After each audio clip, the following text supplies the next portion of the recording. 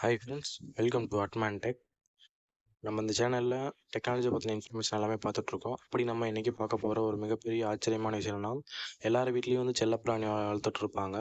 நாயோ, பூனையோ, கிளியோ, ரேபிட்டோ எது வேணாலும் இந்த நம்ம செல்லப்பிராணியை வளர்த்துட்ருப்போம். அப்படி அந்த செல்லப்பிராணி என்னென்ன பேசுது, நமக்கு எப்படி புரியாமல் புரியும் அப்படின்னு நிறையா பேருக்கு கேள்வியாக இருந்திருக்கும்.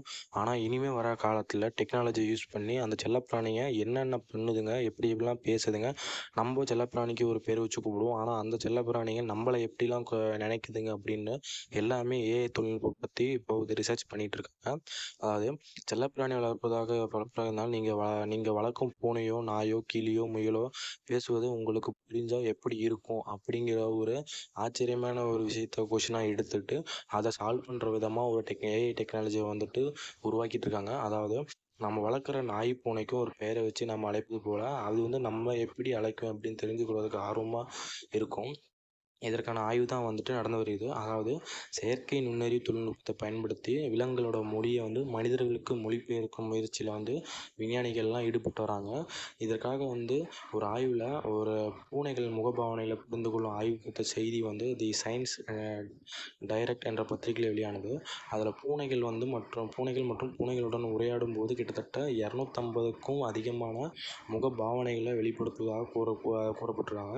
அதே நேரம் பூனைகள் வந்து மனிதர்களுடன் உரையாடுவதற்கும் மற்ற பூனை அதே மாதிரி பூனை வந்து மனிதருக்கு உரையாடுவதும் மற்ற பூனைகளோட தொடர்புகளோ இடையே உள்ள வேறுபாடை வந்து இந்த விஞ்ஞானிகள் வந்து கண்டுபிடிச்சிருக்காங்க.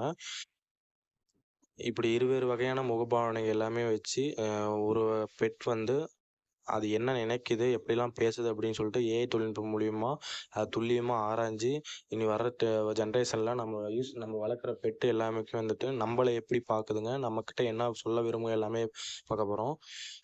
தொழில்நுட்பத்தை பயன்படுத்தி செல்லப்பிராணிகளை தொடர்பு கொள்வது மட்டுமே அதனால் அவற்றுக்கு ஏதாவது உணர்வுகளும் புரிந்து கொண்டு மனிதர்களால் நடக்க முடியும் அப்படின்னு சொல்லியிருக்காங்க.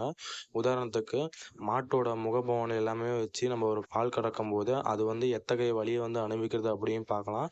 அது மட்டும் இல்லாமல் அதுக்கு என்னென்ன உபாதைகள் வருது எல்லாமே வந்துட்டு அந்த ஏஐ டெக்னாலஜி மூலிமா வந்துட்டு கண்டுபிடிக்கலான்னு சொல்லிட்டு ரிசர்ச்லாம் போயிட்டுருக்கு. இந்த ரிசர்ச் வந்து சக்ஸஸ்ஃபுல்லாக ஆனிச்சுன்னா கண்டிப்பாக தொழில் புரட்சியில் ஒரு மிகப்பெரிய மாற்றம் ஏற்படும் அப்படின்னு சொல்லிட்டு ரிசர்ச்சில் கண்டுபிடிச்சிட்டு இருக்காங்க. நீங்களும் பெட் அனிமல்லாம் வளர்க்குற மாதிரி இருந்தால் உங்களுக்கு ஃப்யூச்சரில் இந்த டெக்னாலஜி கிடைச்சா நீங்களும் உங்களுடைய பெட்கிட்ட பேசுகிறத நீங்களும் சாத்தியம் பார்க்கலாம்.